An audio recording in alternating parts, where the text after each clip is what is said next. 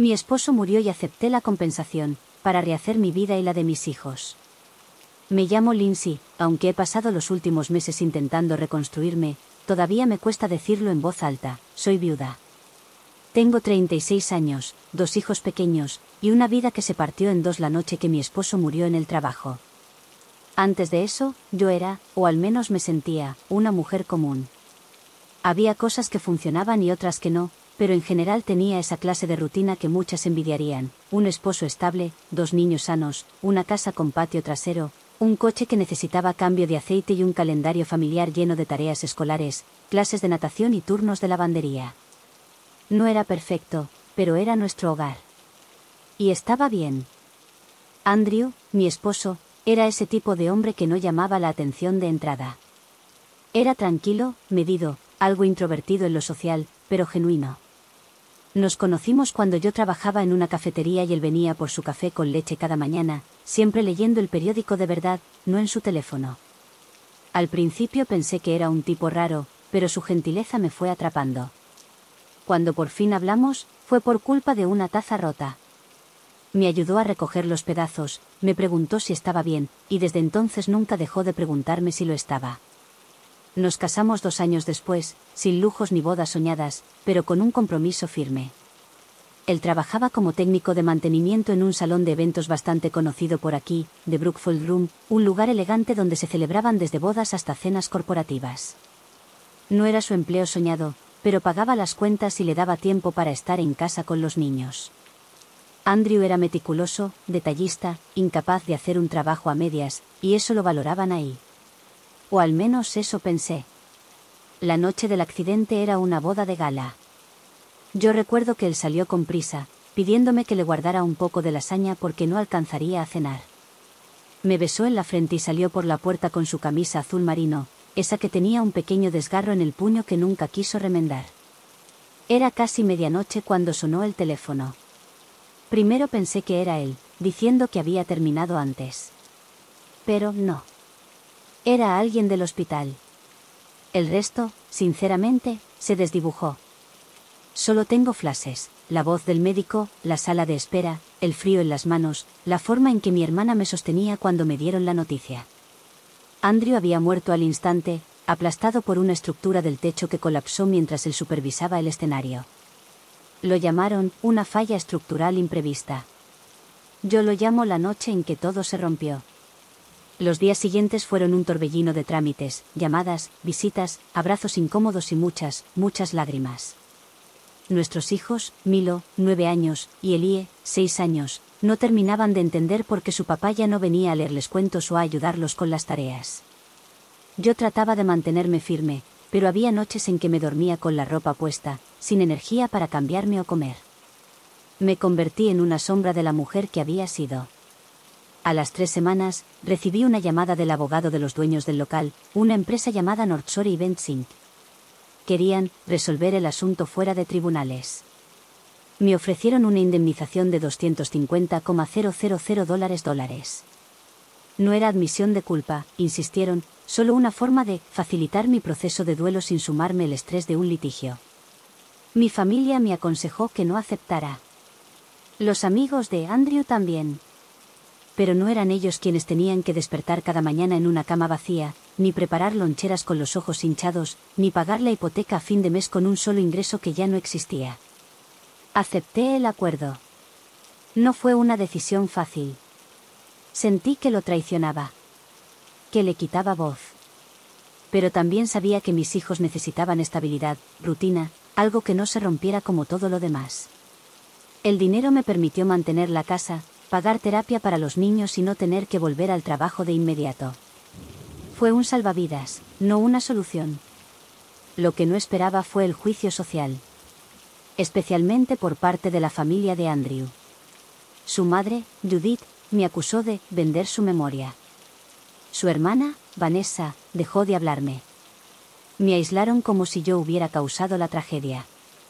En el funeral no noté nada, pero al poco tiempo, sus llamadas se volvieron distantes hasta desaparecer por completo. La última vez que los niños vieron a su abuela paterna fue en Navidad, cuando vino sin avisar y les trajo juguetes que después me pidió que devolviera, porque no quería ser parte de este teatro. No he tenido energía para pelear por su aprobación. Mi foco ha sido levantarme cada día, asegurarme de que Milo llegue a fútbol a tiempo, que Elie tenga sus libros listos, que haya cena caliente en la mesa aunque yo no tenga apetito. A veces me siento como una marioneta que sigue moviéndose porque alguien le olvidó cortar los hilos. Sé que esta historia no termina aquí. Aún hay muchas heridas abiertas, algunas visibles y otras tan profundas que me cuesta tocarlas. Lo que viene a continuación es el proceso de enfrentar el dolor, la culpa, el rechazo, y de intentar sanar mientras el mundo espera que una viuda también sea una guerrera. Actualización 1. Han pasado poco más de 5 meses desde que Andrew falleció, y a veces todavía espero escuchar el ruido de sus llaves entrando por la puerta. Lo absurdo de ese pensamiento me golpea cada vez que despierto de un sueño donde él todavía está vivo. Me cuesta aceptar que mi mente prefiera jugarme bromas crueles antes que rendirse del todo a la realidad. El dinero del acuerdo está casi intacto, excepto por lo necesario: hipoteca, seguros, alimentos, ropa de los niños, y algunas sesiones de terapia. No es que no quiera usarlo, es que cada vez que lo toco, siento que compro cosas con su ausencia. Como si pagar las cuentas con ese dinero fuera una forma de enterrar su memoria un poquito más. Pero la vida sigue, aunque yo no haya dado permiso. Lo que me ha dolido más no ha sido la pérdida en sí, aunque eso ya es insoportable, sino el juicio. La frialdad con la que su familia me dio la espalda me arrancó una segunda capa de piel que no sabía que podía perder. Judith, su madre, ha dicho a conocidos mutuos que lo único que me importó fue cobrar. Como si todo se redujera a eso. Como si no hubiera visto a su hijo en el suelo de la morgue, cubierto de moretones que no pude besar, con una expresión en el rostro que no tenía nada de paz. Al principio quise explicarme. Llamé. Escribí cartas. Incluso pasé por su casa un par de veces, con los niños, esperando una tregua. Nunca abrieron la puerta. La última vez que intenté acercarme, Vanessa me envió un mensaje de texto diciendo que respetara su duelo y que me alejara. Que lo mío era culpa, no luto. Guardé el teléfono y no volví a insistir. Me he quedado sola en esto. Mi hermana, Gretchen, ha sido mi única constante. Viene una vez a la semana, se queda con los niños y me obliga a salir. A veces al supermercado, a veces a caminar por el parque. Dice que necesita sacarme de la cueva. Yo me dejo arrastrar porque sé que su corazón está en el lugar correcto, pero también porque necesito fingir normalidad para no desmoronarme frente a Milo y Elie. Los niños, ellos han sido la brújula que me mantiene en marcha. Milo ha empezado a tener pesadillas. Sueña que el techo se cae mientras estamos cenando. Elie pregunta constantemente si yo también voy a morirme pronto. Le he dicho que no, que estaré aquí mucho tiempo. Pero también le dije que papá iba a volver pronto, y eso no fue cierto. Me esfuerzo en ser transparente, pero también en proteger su infancia de esta nube de duelo. A veces creo que no lo estoy logrando del todo. En las noches, cuando la casa queda en silencio, empiezo a escribir. No cartas, ni diarios, ni nada estructurado. Solo frases sueltas en hojas sueltas. Cosas como: él tenía miedo de las alturas, ¿por qué nadie revisó el techo? O no me compré un vestido nuevo para el funeral porque no quería gustarle a nadie en mi tristeza. Son pensamientos sin orden, pero me ayudan a vaciar la cabeza. Me he dado cuenta de que cargo con una culpa que no es mía, pero que alguien me colgó al cuello y yo no supe sacudirme. Últimamente me ronda una idea que antes me hubiera parecido impensable: ¿y si hablara? ¿Y si contara mi versión? No para vengarme, ni para buscar atención, sino para recuperar mi voz. Porque en medio de todo este duelo, lo que más he perdido no ha sido a Andrew, ni siquiera la familia que creí tener, ha sido a mí misma. No estoy lista todavía, pero siento que algo se mueve dentro de mí. Como si mi corazón, cansado de callar, empezara a rasgar la costura del silencio. Actualización 2.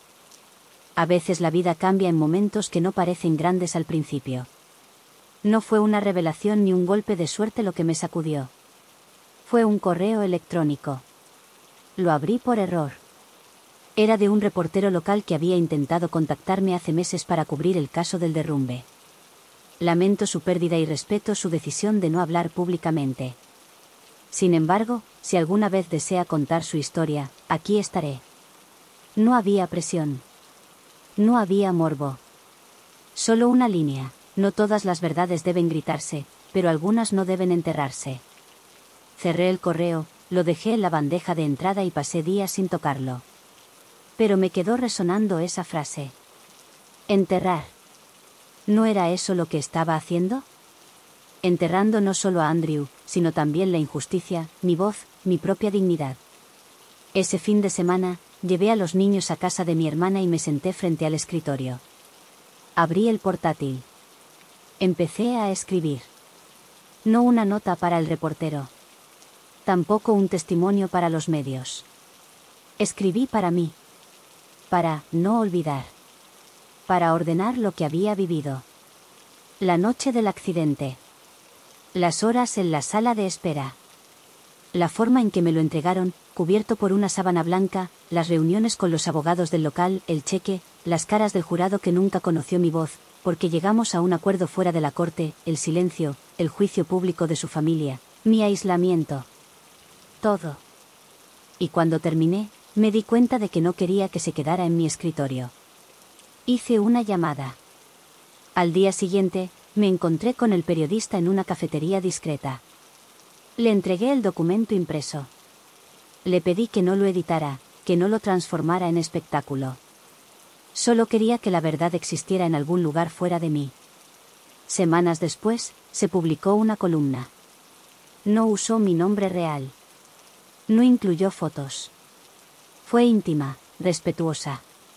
Contó mi historia como una mujer que perdió a su esposo por la negligencia de un establecimiento que operaba sin inspección estructural, como una madre que eligió el camino de la reparación emocional antes que la batalla legal, como alguien que fue demonizada por no actuar como víctima perfecta. La reacción fue extraña. Recibí mensajes anónimos de personas que habían perdido seres queridos en accidentes similares. Mujeres que me escribieron para contarme que también habían sido silenciadas por el duelo ajeno. Gente que me dijo que por primera vez se sentían menos solas. Y eso me hizo llorar de una forma que no había llorado desde el entierro. Lloré por mí, pero también por todas ellas. Y entonces ocurrió lo impensable. Judith, la madre de Andrew, vino a mi puerta. No llamó. No escribió antes. Solo se presentó. Cuando abrí, la vi más pequeña que nunca. Me ofreció un sobre. Era una copia impresa del artículo. Estaba subrayado.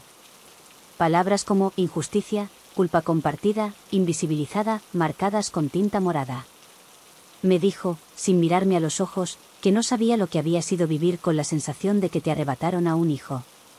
Pero que tampoco había querido imaginar lo que era perder a tu compañero y, encima, cargar con el desprecio de quienes deberían sostenerte. No lloró. Yo tampoco. Pero algo se rompió entre nosotras. No en forma violenta, sino como una pared vieja que finalmente cede al tiempo. No somos amigas. No volvimos a compartir cenas familiares. Pero ahora cuando pasa por casa a ver a los niños, me mira a los ojos. No siempre hay palabras, pero ya no hay armas. El dinero sigue ahí. No me ha curado. Pero con cada paso que doy, me doy cuenta de que no fue el acuerdo lo que me condenó, sino el silencio al que me sometí por culpa. Y esa condena, al menos, ya no la cumplo. Actualización 3. Un año después del accidente, el aniversario llegó como una ola lenta, sin el estruendo que esperaba. Tal vez porque me había preparado, tal vez porque el cuerpo se endurece ante las fechas marcadas. Pero también porque, en el fondo, algo había cambiado. Los niños lo sintieron antes que yo. Mi pequeña hija colocó en el refrigerador un dibujo de su papá con alas. En la esquina, escribió, «Papá está en todas partes». No era tristeza. Era certeza. Y eso me desarmó. Yo no había llegado tan lejos emocionalmente. Todavía me despertaba algunas noches con el sonido imaginario de su risa en la cocina. Todavía me sorprendía viendo su nombre en mi lista de contactos. Pero comencé a permitir otras cosas. Pequeñas cosas. Volver a escuchar música. Ponerme lápiz labial un martes cualquiera. Aceptar la invitación de mi vecina para tomar un vino después de que los niños se durmieran. La vida no regresó a como era. La vida nunca hace eso. Pero se volvió habitable. Con el tiempo, me involucré con una fundación que trabaja con familias afectadas por accidentes en locales comerciales. No como rostro visible. No como historia insignia. Como voluntaria. Escuchando a otras mujeres. Haciendo llamadas. Ayudando a escribir solicitudes. Y encontré en eso una forma de sanar que no imaginé, dando lo que me hubiera gustado recibir. Judith también cambió. No de manera drástica ni de película. Pero ahora viene a casa con frecuencia. Se queda a cenar. Habla con los niños de su hijo sin convertirlo en mártir. A veces se queda callada, y a veces comparte recuerdos que yo no conocía. A mí me cuesta hablar de Andrew. No porque no lo ame, sino porque me cuesta dividirlo en palabras. Pero cuando ella lo menciona, siento que algo se completa. El resto de su familia no volvió a hablarme. Y ya no espero que lo hagan. Entendí que hay personas que necesitan enemigos para lidiar con su dolor. Que mi decisión de no pelear en los tribunales los hizo sentir traicionados, como si no hubiera querido justicia. Pero yo sé que sí la quise. Solo que la busqué a mi manera.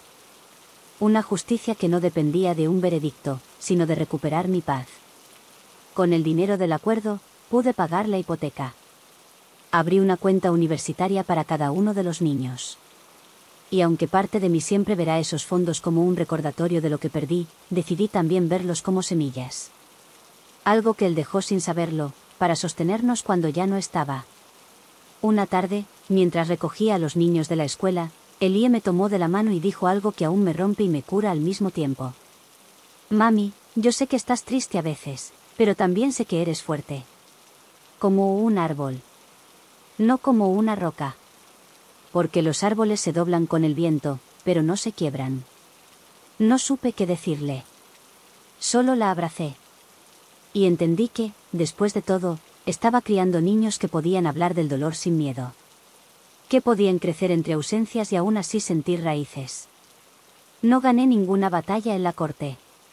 No salí en televisión. No me vengué. No restauré mi imagen frente a todos. Pero me estoy recuperando. En silencio, con cicatrices, muchas, sí. Pero también con dignidad. Y eso, ahora lo sé, también es justicia. A veces una madre debe tomar decisiones difíciles por el bienestar de sus hijos. ¿Tú qué hubieras hecho en su lugar? Cuéntanos en los comentarios. También recuerda darle a like si te gustó y suscribirte para más historias. Gracias.